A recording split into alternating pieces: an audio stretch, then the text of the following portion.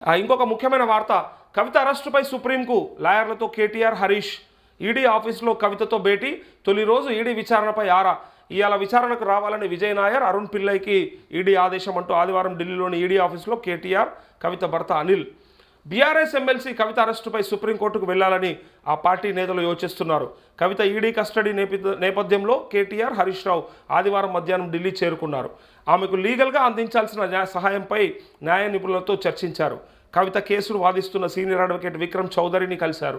కాసేపు చర్చల అనంతరం సుప్రీంకోర్టు సీనియర్ న్యాయవాదులు కపిల్ సిబల్, ముకుల్ రోహిత్గీలు కూడా వర్చువల్గా ఈ మీటింగ్కు హాజరైనట్లు పార్టీ వర్గాల ద్వారా తెలిసింది అంటూ కవిత అరెస్టు పైన సుప్రీంకోర్టుకు వెళ్ళి సుప్రీంకోర్టులో కొట్లాడాలి బలంగా, కవితను ఎట్లయినా సరే విడిపించుకొని తీసుకురావాలని చెప్పి అన్న ఒక దిక్కు బావ ఒక దిక్కు ప్రయత్నం చేస్తూ ఉన్నారు.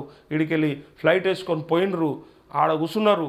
ఇక మరి కవితక్కను రిటర్న్ కవిత దొంగని రిటర్న్ తీసుకొస్తారా, లేకపోతే ఆడనే అప్పచెప్పి బాయ్ బాయ్ చెప్పేస్తారా అనేది అతి త్వరలో తేలిపోతుంది.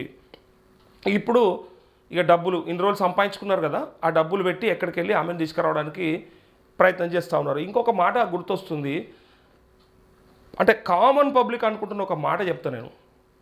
అసలు కల్వకుంట్ల కుటుంబంలో కానీ, లేకపోతే సరే అనిల్ది, ఆమె భర్త అనిల్ది ఇంటి పేరు తెలియదు మనకి, ఆ కుటుంబంలో కానీ అసలు ఈ వ్యాపారం చేయనీకి, లిక్కర్ వ్యాపారం చేయనీకి మొగోళ్ళే లేరా? ఎందుకు ఆడామె చేసింది? ఆ చేసిన ఆమె అది అక్రమంగా ఎందుకు చేయాల్సి వచ్చింది? ఆమె లెజిటిమేట్ వే ద్వారా ఏమైనా కొనుక్కోవచ్చు, ఏమైనా చేసుకోవచ్చు అని గొప్పలు నీతులు చెప్పిన ఆమె ఎట్లా చేసింది? అసలు వాళ్ళ ఇంట్లో మొగోళ్ళే లేరు అసలు వ్యాపారం చేయనీకి? వీళ్ళు సన్నాసుల, సుంటల, దద్దమ్మల, పని చేతగాని వల్ల వీళ్ళు రాజకీయాలు చేస్తే ఆమె వ్యాపారం చేసిందా? ఏంది అసలు ఇదని పబ్లిక్ విస్తృతంగా మాట్లాడుకుంటూ ఉన్నారు. ఏం చెప్పమంటారు వాళ్ళకి? ఉండే కానీ ఇక వాళ్ళు ఈమెతోనే చేపించిర్రు అని చెప్పాల్సి వచ్చింది వేరేటోళ్ళు అడుగుతూ ఉంటే.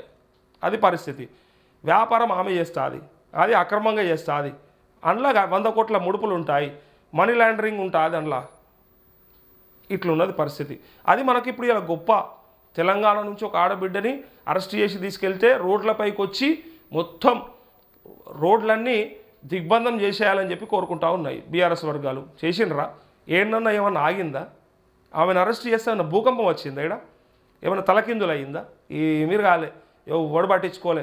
వార్తలలో కూడా ఇంకో 4 రోజులు వస్తుంది, ఆ తర్వాత ఆమె అటే ఉంటుంది. ఎలక్షన్ల రిజల్ట్స్ వచ్చేదాకా నాకు తెలిసి ఆమెను బయటికే తీసుకురారని చెప్పుకుంటారు. కామన్ పబ్లిక్ ఏమంటారు అంటే, అసలు కవిత కరెక్ట్ టైంలో అరెస్ట్ అయింది.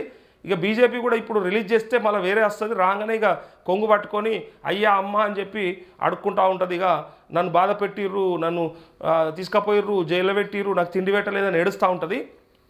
ఆ దొంగేడుపులు చూసి కరిగిపోతారేమో తెలంగాణ సమాజం అని చెప్పి బీజేపీ కూడా, ఇక బీజేపీ అంటే మళ్ళీ ఈడీ బీజేపీ కాదు, బీజేపీ మీద వేస్తారని అనుకోకూడదు. మళ్ళీ ఎన్ఫోర్స్మెంట్ డైరెక్టరేట్ ఈ పని చేస్తుంది, ఇంకా రిజల్ట్స్ అయ్యేదాకా కూడా ఆమెను బయటకు వదిలిపెట్టదు అని చెప్పి అంటూ ఉన్నారు.